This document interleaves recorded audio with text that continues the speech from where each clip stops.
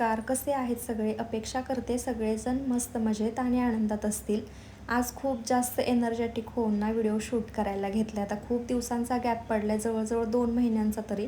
अक्षय तृतीयेच्या दिवशीचा मी long video टाकला होता. त्याच्यानंतर एकही लाँग व्हिडिओ बनवला नाही आणि गेल्या 15 दिवसापासून हाच विचार करते, की नाही मला आता लाँग व्हिडिओला सुरुवात करायची आहे म्हणून थोडं का होईना असं शूट करत होते आणि मग स्टोरेजचा एवढा सारा प्रॉब्लेम येऊन जातो ना, की मग अक्षरशः मला ते व्हिडिओ डिलीट करावे लागतात. असं खूपदा झालं आहे. पण आज ना असा विचार केला होता, की आज दुपारपासून जे मी शूट करते ना, ते संध्याकाळपर्यंत कंप्लीट करायचं आणि लगेच व्हिडिओ एडिट करून पोस्ट पण करून टाकायचा, जेणेकरून आपलं स्टोरेज पण फुल होणार नाही. आणि मला असं वाटते, की आता एकाच व्हिडिओ म्हणजे एकदा स्टोरेजला फुल होऊन जाईल असं वाटतंय. पहिले काय व्हायचं 2-3 दिवसाचे तरी व्हिडिओ एकदम बसायचे, त्यामुळे एडिटिंगला वगैरे थोडासा वेळ घेतला तरी पण चालायचं. पण आता ते तसं होणार नाही. कंटिन्यू जर दिवसाचं शूट केलं तर संध्याकाळी एडिटिंग करून पोस्ट करून बाकीचे व्हिडिओ डिलीट करून मग दुसऱ्या दिवशीचा व्हिडिओ शूट करायला लागणार आहे, असा काहीसा प्रॉब्लेम होणार आहे. पण ठीक आहे, आपण हे पण करायला सुरुवात करूयात. खूप जणांच्या अशा कमेंट्स येत आहेत, इंस्टाग्रामलासुद्धा DM येत आहेत, की तू लाँग व्हिडिओ का नाही शूट करत? तर रिझन हेच आहे, स्टोरेजचा पण प्रॉब्लेम येतो आणि आता थोडीशी धावपळ पण सुरू आहे. म्हणजे धनुचं स्कूल पण सुरू झालं आहे. मग दिवस कसा जातो ना तेच समजत नाही. म्हणजे खूप जास्त म्हणजे एकदम व्यवस्थित रुटीन चालू आहे. कुठलीच म्हणजे असं नाही का कंटाळवाणं असं काहीच नसतं. एकदम साधं सिंपल रुटीन पण खूप जास्त बेस्ट चालू आहे असं मला वाटतं. तर ना कालच्या व्हिडिओलाच मला एक जणीने कमेंट केली होती, की तुला यूट्यूबचं पेमेंट भेटतं का? तर हे सांगायला पण मला खूप जास्त कसं तरी वाटतं. तर अजूनपर्यंत मी यूट्यूबचं एकही पेमेंट घेतलेलं नाही आहे आणि ते माझ्याच चुकीमुळे आणि त्याची खंत मला सतत वाटत राहते. तर ना चॅनल मॉनिटाईज वगैरे लगेच झालेलं माझं. $10 पण मी लगेच कंप्लीट केले. पण जे $100 झाल्यानंतरनं जे पेमेंट निघतं ना, त्यासाठी मला मेन म्हणजे उशीर लागतो आहे. आणि तुम्ही बघितलंच असेल कधीतरी मी माझी खूप जास्त कन्सिस्टन्सी ठेवलेलीच लाँग व्हिडिओलासुद्धा. पण जेवढं मला पाहिजे ना तेवढे काही पैसे एका व्हिडिओला भेटत नाही, त्यामुळे मी सोडून दिलं होतं व्लॉगिंग करणं म्हणजे लाँग व्हिडिओ बनवणं. तेच जर मी इंस्टाग्रामला आता कन्सिस्टन्सी ठेवली ना तर तिकडून मला प्रमोशन भेटायला लागलेत आणि छान छान ब्रँडचे प्रमोशन मला भेटत आहेत इंस्टाग्रामला.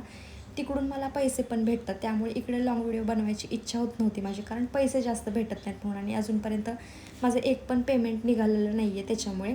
आणि साहजिकच ह्या गोष्टी वाटतच राहतात आपल्याला, त्या काय म्हणजे अशा ह्या नाही आहेत. तर चला, मी तुम्हाला आज माझं रुटीन शेअर करते. तर ना आज मला एक प्रमोशनचा व्हिडिओ शूट करायचा होता, जे की शॅम्पू आणि कंडिशनरचा होता. त्यामुळे मग दुपारी मला परत हेअर वॉश करावा लागला. सकाळची कामं, जेवण, भांडी वगैरे असं सगळं आवरून घेतलं. त्यानंतरनं मग प्रमोशनचं शूट करायला घेतलं होतं. त्या गोष्टीसाठी पण खूप जास्त वेळ लागतो. पण जेव्हा आपल्याला सवय होते ना त्या गोष्टींची, म्हणजे शूट वगैरे करायची, तर त्यावेळेस काही जास्त वेळ नाही लागत. तर ना आज एकदम कमी वेळामध्ये ना आम्ही ते शूट करून घेतलं आणि त्यानंतरनं म्हटलं, की चला खूप जास्त पॉझिटिव्ह वाटत होतं आणि एनर्जीसुद्धा आली होती. तर चला म्हटलं, की लाँग व्हिडिओसुद्धा शूट करूयात म्हणून जे काही आधीचे व्हिडिओज होते ना ते सगळे डिलीट केले आणि मग हे परत शूट करायला घेतलं. तर ना दुपारच्या वेळेमध्ये म्हणजे 5 वाजता तरी इतका पाऊस पडायला लागला होता ना, खूप जोरात पाऊस पडायला लागला होता.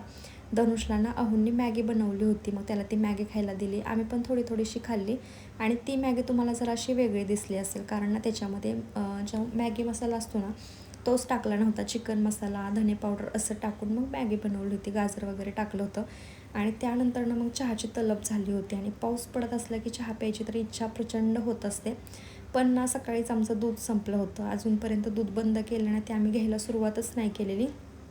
कधी वाटेल तेव्हा आम्ही पॅकेट वगैरे आणून मग दूध वापरायचो. पण आता धनुष परत दूध प्यायला लागला ना, त्याच्यामुळे दूध आम्हाला परत घरामध्ये आणावं लागणार आहे. तर डब्यामध्ये साखर वगैरे संपली होती, म्हणजे छोट्या बरणीमधली, ते सगळं काढून ठेवलं. आणि त्यानंतरनं मग मी चहामध्ये आलं टाकलं आणि बाहेर येऊन बघते तर काय अजूनच जोरात पावसाला सुरुवात झाली होती.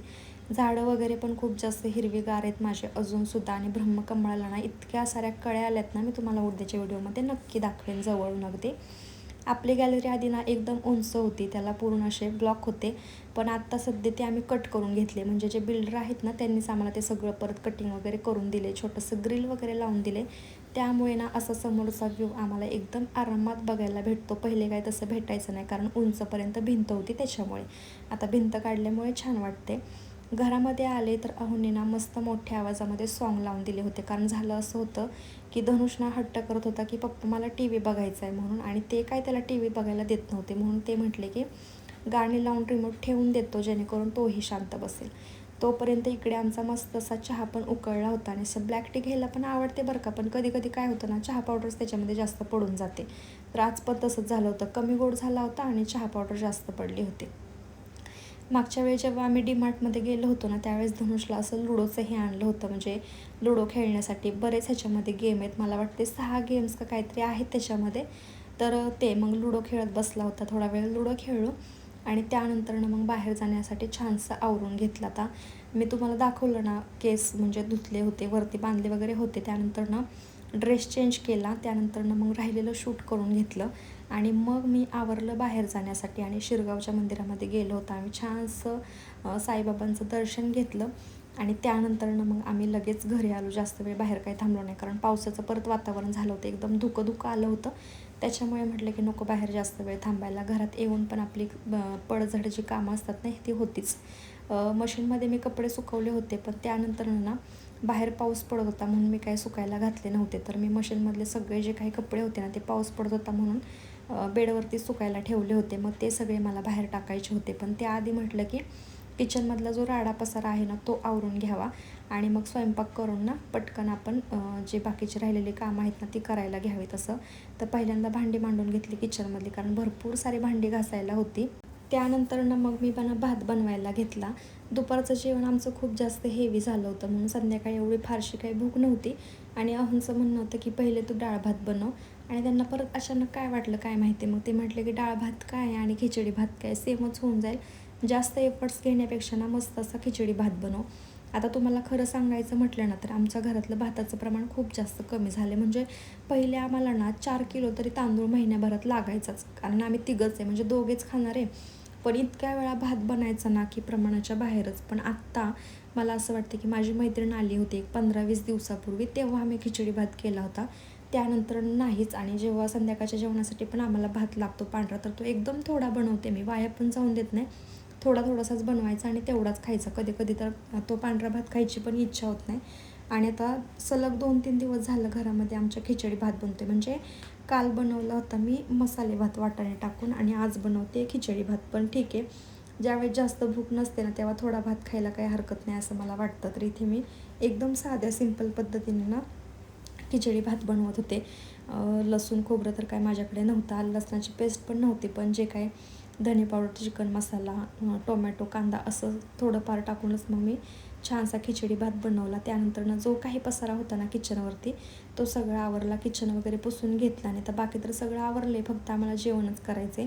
आणि जेवण झाल्यानंतर ना आज काय मी हे भांडी वगैरे क्लीन करणार नव्हते, कारण जेवण करून लगेच खाली जायचं होतं. धनुषला स्वयंपाक मी जेव्हा करत होते ना, तेव्हाच खाली खेळायला जायचं होतं, म्हणून हे त्याला खाली खेळायला घेऊन गेले होते.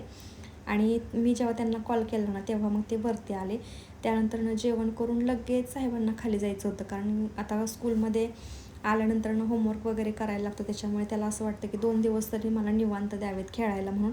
आणि आपण पण तेवढी सूट दिलीच पाहिजे असं मला वाटतं. नाही तर सारखं तेच बर्डन की अभ्यास कर, हेच कर, तेच कर, की मुलांना नको वाटतं. आणि मग आपली पण चिडचिड होते आणि त्याचसोबत ना मुलंसुद्धा आपल्यावरती खूप जास्त चिडचिड करतात. आजच्या या जेवणासोबत मी आजचा छानसा व्हिडिओसुद्धा इथंच थांबवते. जर तुम्हाला व्हिडिओ आवडला असेल तर नक्की लाईक करा आणि अजून सबस्क्राईब केलं नसेल तर प्लीज करा. भेटू उद्या.